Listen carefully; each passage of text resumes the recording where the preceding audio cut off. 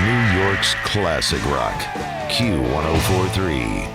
And I say good morning to Cyndi Lauper. The last time I saw her was in person. There were hugs, and now it's virtual, but so good to see you, Cyndi. Thanks. Thanks. You look great. You look Thank great. you.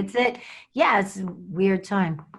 So tell me, how are you doing, and what have you been doing the last 7 months during this pandemic? Oh, well, I've been writing. I've learned how to use Pro Tools. I've changed my office slash closet into office slash closet studio.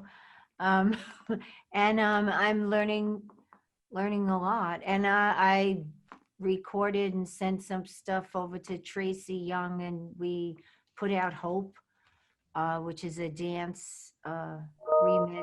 And yeah, it's been a lot. And Working Girl, still working on Working Girl. And although I'm not quite sure when Broadway will open, they're saying the fall of next year, but who knows? Yeah, but I came here today to talk about my podcast, which I'm excited because that's another thing that I learned. Who knew? The only thing is I wish I started to do my I wanted to do my speaking exercises because I think my diction is bad. But Your diction is bad. You sound like Cyndi Lauper. I know. Wait a minute, you can't get rid of your accent. I mean, that's you. No, but how to say certain consonants and syllables and things like that would be nice. I've Yeah. never noticed a problem, frankly. All right, there you go, because that's what I say. What accent? Right. That makes no sense. No, so we did this podcast, which I got really excited about. It's sponsored by Novartis, and it's called PSO in the Know. And I get to talk to all these people, and it's actually quite interesting because it's a wide array of characters, like Dan Budikinski, Sienna Ray, Lala Anthony, a famous, a famous chef, Chef Aaron Sanchez, whose mom opened the first kind of upscale Mexican restaurant in New York, on the Upper West Side. I think it was called Sienna. I don't think. And anyway, it's pretty fun to do that. I mean, you talk to different people. I remember when I was going to talk to Chef Sanchez, they sent a book, and I was like, oh my God, I got to do this Monday. It's Friday. I better read this book, and it's really hard. I'm not even a quick reader, but I got to talk to so many different people. I spoke to this woman, the first woman that I met from the National Psoriasis Foundation, Melissa Lilu, who was a dancer, who used to tell me that people wouldn't lift her when she flared. And that's why she wanted me to say to everyone that psoriasis is not contagious and that you're not alone. I'm one of 8 million people that have psoriasis in this country, in America. And, so when she developed psoriatic arthritis, because she wasn't able to dance, she got an injury and she didn't heal. So now she's going to medical school, but not just any medical school, Shelley. She's going to Stanford. Wow. Right? She's going to Stanford Medical School. She just, she's such a smart kid. And she's a young woman, smart young woman. Nobody likes to be called a kid. Okay. And she's so sweet and so smart. And I got to talk to her about her journey a bit because, when you're flared up with this stuff, you don't have anybody. Sometimes you don't really want to talk about it. I mean, I remember when I met her, and I met a few other patients and the guy from the National Psoriasis Foundation. And I was like, for the first time, I didn't feel alone, because you always feel alone. And it's not anything anybody wants to talk about. So that's why I'm talking about it. What is the Anyway, name of the podcast, it's Cyndi? called PSO in the Know. That's my podcast, PSO in the Know. It's a place where people come on and talk about their experience and how they live with psoriasis and do all these different jobs. I even spoke to an essential worker, Jared Mariquin. He was pretty interesting because, he actually is artistic. I think he is a painter. And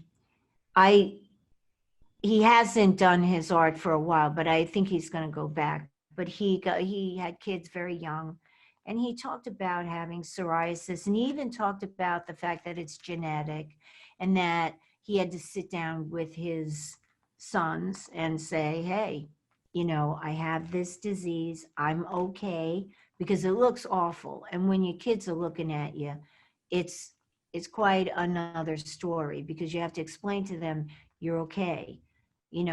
It's a flare and it'll get better. And then he talked to them about the fact that someday in their life they might have it. But who knows, Shelley, maybe they'll come up with a cure someday. But right now, there is no cure. And I spoke to a woman that I found very interesting, Sabrina Skiles, and she writes for health.com. It's an online health blog kind of thing, and she actually writes about fashion and materials, because when your skin is all flared, even I had that problem. You can't put on certain clothes because it hurts. It chafes and it does, so everything you're looking for is really soft. When you were, how long ago did you first have your first flare, when you first realized you had this problem? Well, when I first got it, it was on my head. Huh. And I just thought I had bugs, because my kid played hockey, and they always come back with bugs, and they're like, oh my God, somebody had lice. You have to use this shampoo, at least it's not like shave your head, So I was, I thought, okay, I'll go to the dermy, he'll give me something and it'll be gone. Right. But he said, no, it's psoriasis, plaque psoriasis. And, here's a shampoo.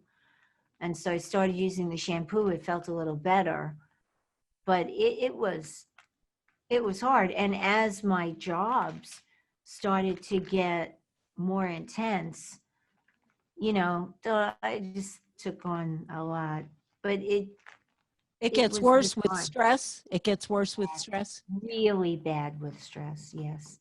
Well, you got all my points, Shelley. I'm kidding. Well, you are so brave, because frankly, psoriasis is not a sexy disease. I mean, there aren't a lot of sexy diseases, but you know what I'm saying. This is a difficult thing to talk about. And you being the face of psoriasis, you have enabled all these other people to come forward for your podcast and also in life and say, it's not contagious. You are the person who is educating millions of people about this illness. And so I give you a lot of credit. Well, when I went, I was pretty ornery when I first had it. And when it got real bad in like 2012, I was a mess. And even 2011. But 2012 was the worst. No, not really. When I was on the share tour, that was really bad. But I would be ornery until I sat down with other people who didn't just have it on their hand a little, they knew what it was like to be covered from head to toe, except for my face. For some reason, not my face. So Is that's that pretty good. amazing? That's Yeah, well, amazing. it was a miracle, right? Yeah. But I'm very fortunate because some people it's all over. And my son had it. It was tough. Like when I went to England in 2015 to open Kinky Boots and my son came, he had psoriasis. And he was staying in the studio all night, all day, and or all night and sleeping all day, so nobody saw him. And it was, I felt really badly because it is hereditary. And that's what I was saying about the essential worker. Jared had to sit and talk to his kids too, to explain to them. And, that's a whole other thing when you see your kid with it. It's really bad. But my son found something that works for him. And it's not the same thing that's working for me because everybody's different. Wow. So the whole thing with this, the dirty trick is that sometimes what works for one person won't work for you. So you got to really have a good relationship with your doctor. And it's always a good idea to write questions before you see the doctor and always say, doctor, can you help me? What are my options? Because options will help you decide what the best thing is for you, not just, the stock, take this, go. Sometimes that doesn't work. And there are some people I talk to and they don't have a good relationship with their doctor and they don't get the sense that their doctor really understands about the disease. And a lot of times that's because one, they don't have it, and two, they don't specialize in it. When you specialize in skin diseases, you understand. I lucked out. My doctor has psoriasis. God bless him. Wow. Wow. Yeah, you see, when you go to somebody who really understands the disease, it's a lot easier. And then you could say, I have this, what are the options? For me, I didn't quite understand what he was talking about, which a lot of times that happens. You go to the doctor, you talk to them, you come out of the meeting and you go, what the heck just happened? What they say? Did I tell them that? Oh my gosh. And, I always turn around and say, excuse me, all due respect, can you say that in English? And, my poor doctor was such a saint. I made him draw out what he was saying, the parts of the body or whatever it is. He drew it out. And each thing I looked at and I said, oh, I want that because that does the least, I think, for me. And, because everything has side effects, everything, you got to take what you can live with. And I found something. That's an autoimmune disease, right? Oh, heck yeah. And it's Okay. So does that inflammatory. put you at higher risk for COVID or not? I also take a lot of vitamins and I am careful. I wear the mask. I'm not wearing a mask now, but everybody in the room got a mask. And when I'm not doing this, I try and put the mask on, even though much to the chagrin of my makeup artist. But That's the thing. You can't wear lipstick. I mean, it's all over the mask. And this is I know all the my masks cosmetic have that. makers. Shelley, all my masks have that. It's not a problem.